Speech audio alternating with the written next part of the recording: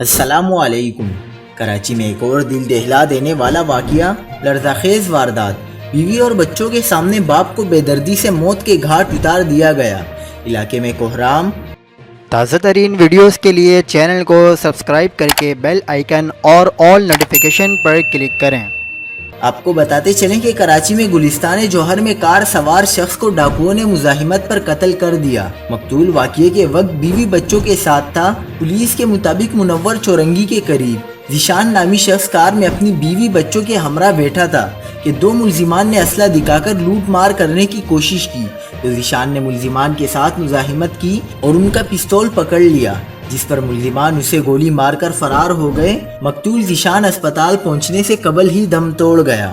واقعے کے بعد گلستان جوہر پولیس موقع پر پہنچی اور شواہد اکٹھے کیے، تاہم جائے وقوع سے پولیس کو گولی کا خول نہ مل سکا۔